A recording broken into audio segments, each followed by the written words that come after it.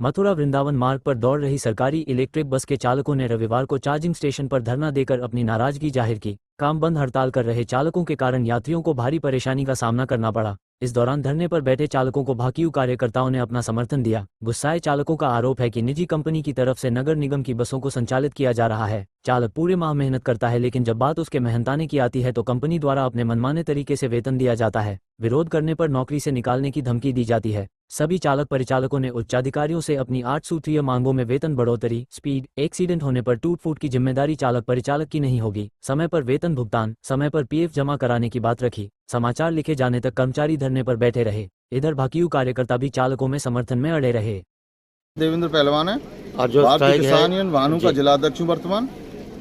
और ये हमारे जो ड्राइवर संघ के लोग हैं, जो इलेक्ट्रिक बस है या डिपो है, यहाँ इनके साथ नाइंसाफ़ी की जा रही है। इनका जो हक है उसको छिनाया जा रहा है।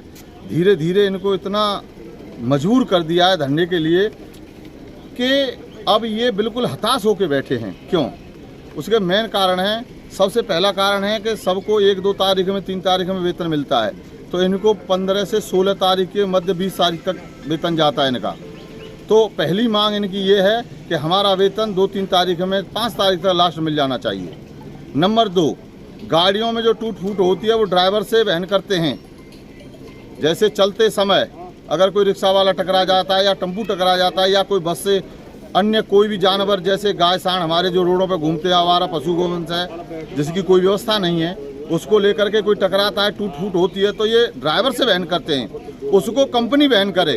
ड्राइवर कितनी बार तनख्वाह देगा? 13-14 हज़ार रुपये, 13,000 साढ़े 12,000 रुपये तनख्वाह इनकी। उनसे एक अगर शीशा टूट गया है उसका ट्रीटमेंट कराने के लिए, उनका डलवाने के लिए कम से कम नहीं तो 10,000, 5,000 रुपये, 4,000 रुपये खर्च होते हैं। ड्राइवर अपने बच्चों के लिए फीस जमा करेगा, कि गैस सिलेंडर के लिए पैसा देगा, कि जो छत टूटी हुई है उसकी व्यवस्था करेगा, या बच्चों की शादी की व्यवस्था करेगा, पढ़ाई की व्यवस्था करेगा, क्या क्या व्यवस्था करेगा। इनको सारी बातों को मद्देनजर रखते हुए हम लोगों ने इनके साथ कंधे से कंधा मिलाकर साथ देने का वायदा किया है। और इनका जब तक हक नहीं मिलेगा भारतीय किसान यूनियन भानु धरने पर बैठी रहेगी। जो आज जो स्ट्राइक हुई है उसका जो रीज़न है वो है सैलरी का। एक तो हमारी सैलरी है जो पहले हमें बताया गया था कि 1 से 5 तारीख के बीच में आपकी सैलरी दी जाएगी, और कल 16 तारीख को कुछ पैसे आए हैं और जो हमने एक्स्ट्रा ड्यूटी की उसका पैसा अभी तक नहीं आया है। एक तो हमारी जो मांग है कि 1 से 5 तक हम लोगों को सैलरी मिलनी चाहिए।